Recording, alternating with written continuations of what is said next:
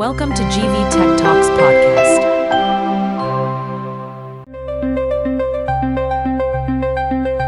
हमारे शरीर के अंदर जो एक अविश्वसनीय टीम वर्क चलता है, आज उसकी बात करते हैं। हम अक्सर पाचन, श्वसन तंत्र, नर्वस सिस्टम, इन सब के बारे में अलग-अलग पढ़ते हैं, जैसे ये सब अलग-अलग डिपार्टमेंट्स हों। बिल्कुल। लेकिन असल में ये सब मिलकर एक सिम्फनी की तरह काम करते हैं। एक अद्भुत तालमेल है। और आज हम इसी जीवन प्रक्रियाओं में समन्वय को समझने के लिए एक बहुत ही जानी पहचानी प्रक्रिया की यात्रा पर चलेंगे, भोजन करने की प्रक्रिया। हाँ, हम देखेंगे कि भूख लगने की पहली हल्की सी चुभन से लेकर शरीर की हर कोशिका तक ऊर्जा पहुंचने तक हमारा दिमाग, हमारे हार्मोन्स, मांसपेशियां, ये सब मिलकर कैसे एक ऑर्केस्ट्रा की तरह काम करते हैं। तो हमारा मिशन है इस बायोलॉजिक मशीन की परतों को खोलना और देखना किसके अंदर चल क्या रहा है। चलिए इस दिलचस्प सफर पर निकलते हैं। तो चलिए इसे खोलकर देखते हैं। सब कुछ भूख लगने से शुरू होता है। हम अक्सर कहते हैं पेट में चूहे कूद रहे हैं, पर असल में हमारे शरीर के अंदर क्या होता है? क्या ये सिर्फ पेट का खाली होना है? ये सिर्फ पेट का खाली होना नहीं है, बल्कि उसके खाली होने से शुरू होने वाली एक बहुत ही स्मार्ट केमिकल बातचीत है। केमिकल बातचीत? हाँ, इसे ऐसे समझिए कि हमारे शरीर में भूख को कंट्रोल करने वाले दो मैनेजर हैं। एक का नाम है ग्रेलिन और दूसरे का लेप्टिन। तो ग्रेलिन जो है वो गो मैनेजर है। जब पेट खाली होता है तो ये एक अर्जेंट मैसेज रिलीज करता है। एक अर्जेंट मैसेज? और ये मैसेज कहाँ भेजता है? ये मैसेज 10वीं क्रेनियल नर्व, जिसे वेगस नर्व भी कहते हैं, उसके जरिए सीधे हमारे मस्तिष्क के कंट्रोल रूम तक पहुंचता है। Control room? हाँ, हमारे मस्तिष्क का एक बहुत ही पुराना और जरूरी हिस्सा, जिसे डायनसेफेलॉन कहते हैं। ये हिस्सा हमारी भूख, प्यास जैसी बुनियादी जरूरतों का सेंटर है। तो ग्रेलिन का मैसेज मिलते ही डायनसेफेलॉन हमें सिग्नल देता है कि भाई ईंधन भरने का समय हो गया है। और हमें भूख महसूस होने लगती है। अच्छा, तो ग्रेलिन गो मैनेजर है, तो फिर जब हम खाना खा लेते हैं और पेट भर जाता है, तब क्या होता है? शरीर को बस अब और नहीं वाला सिग्नल कैसे मिलता है? हाँ, वो भी जरूरी है, वरना हम खाते ही जाते। यहीं पर हमारा दूसरा मैनेजर यानी लेप्टिन काम पर लगता है। लेप्टिन स्टॉप मैनेजर है। Stop manager? बिल्कुल। जब हम खाना खाते हैं और हमारे फैट सेल्स में ऊर्जा जमा होने लगती है, तो वो लेप्टिन रिलीज करते हैं। लेप्टिन दिमाग को मैसेज भेजता है कि टैंक फुल हो गया है, अब खाना बंद करो। तो ग्रेलिन भूख शुरू करता है और लेप्टिन उसे बंद करता है। एक सिंपल सिस्टम है। देखने में सिंपल है, लेकिन कभी-कभी ऐसा भी तो होता है कि पेट भरा होता है, फिर भी कोई पसंदीदा मिठाई देखकर खाने का मन कर जाता है। क्या तब ये हार्मोन्स काम नहीं करते? ये एक बहुत ही शानदार सवाल है। और यहीं पर शारीरिक जरूरत यानी हंगर और मनोवैज्ञानिक इच्छा यानी एपेटाइट का अंतर समझ में आता है। अच्छा। हार्मोन्स तो अपना काम कर रहे होते हैं, लेकिन हमारी इंद्रियां, खासकर हमारी आंखें और नाक, दिमाग को अलग ही सिग्नल भेज सकती हैं। अच्छा। जैसे हम किसी स्वादिष्ट चीज को देखते या सूंघते हैं, हमारा दिमाग पुराने अनुभवों को याद करता है और मुंह में पानी आने लगता है, बड़ी ही पेट खाली ना हो। इसी जुड़ाव पर आते हैं। स्वाद और गंध का रिश्ता कितना गहरा है? बहुत गहरा। असल में जैसे हम स्वाद कहते हैं, उसका एक बहुत बड़ा हिस्सा गंध ही है।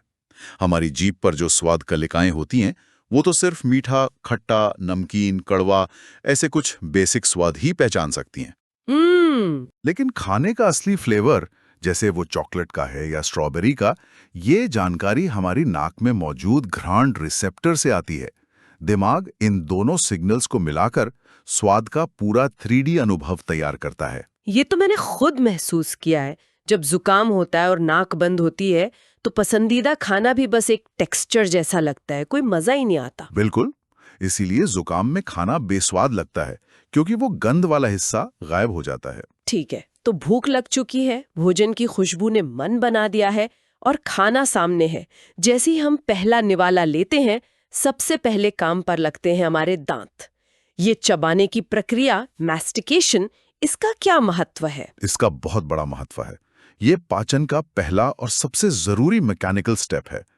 हमारे अलग अलग तरह के दांत एक स्पेशलिस्ट टीम की तरह काम करते हैं। जैसे जो आगे के कृंतक दांत हैं, वो किसी कैंची ही तरह काटने के लिए हैं, नुकीले रदनक फाड़ने के लिए, और पीछे के चर्वणक किसी चक्की की तरह पीसने के लिए।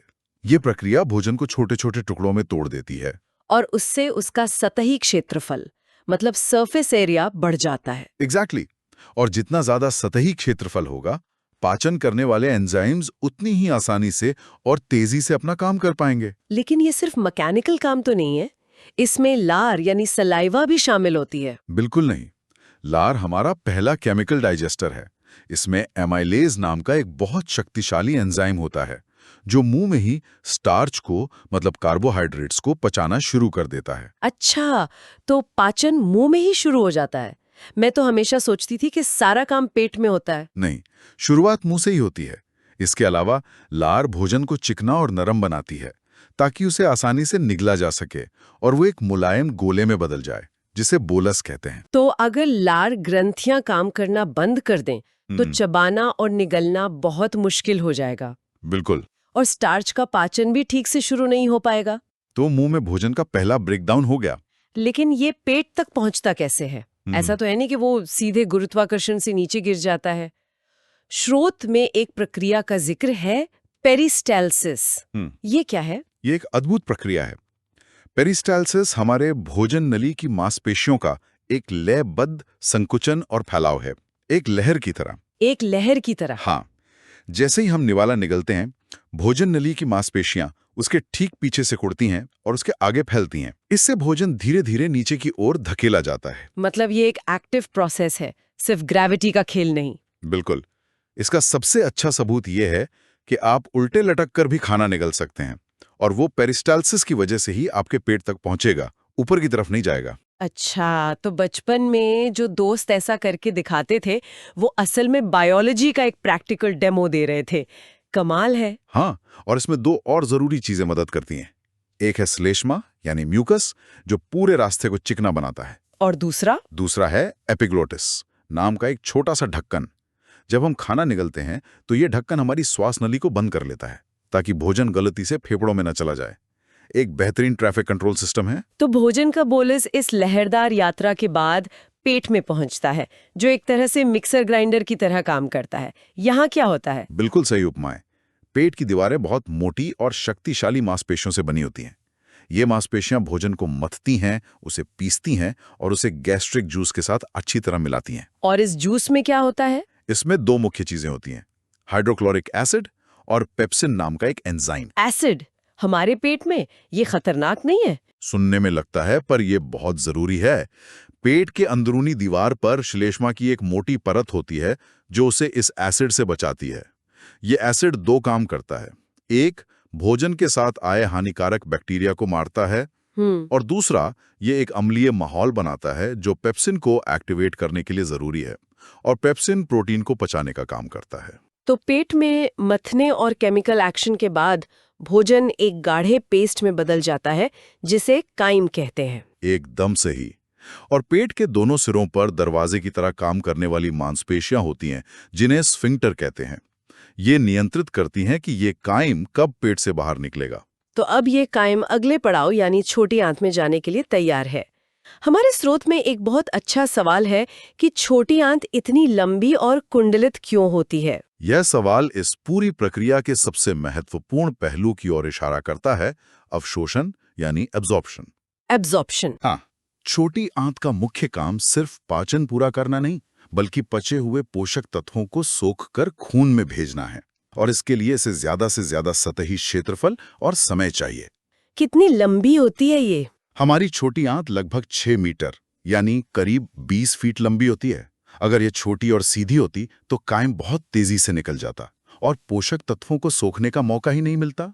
लेकिन सिर्फ लंबाई से ही सतही क्षेत्रफल इतना कैसे बढ़ जाता है? यहाँ एक और शानदार डिजाइन फीचर है। अगर आप छोटी आंत की अंदरूनी दीवार को माइक्रोस्कोप से देखेंगे तो उस पर उंगलियों जैसी लाखों छोटी छोटी संरचनाएं दिखेंगी। इन्हें विली या रसांकुर कहते हैं। विले? ये विली सतह के क्षेत्रफल को हजारों गुना बढ़ा देते हैं। इतना ज्यादा कि अगर आप एक वयस्क की छोटी आंत की पूरी सतह को फैला दें तो वह एक टेनिस कोर्ट को ढक सकती है। एक टेनिस कोर्ट?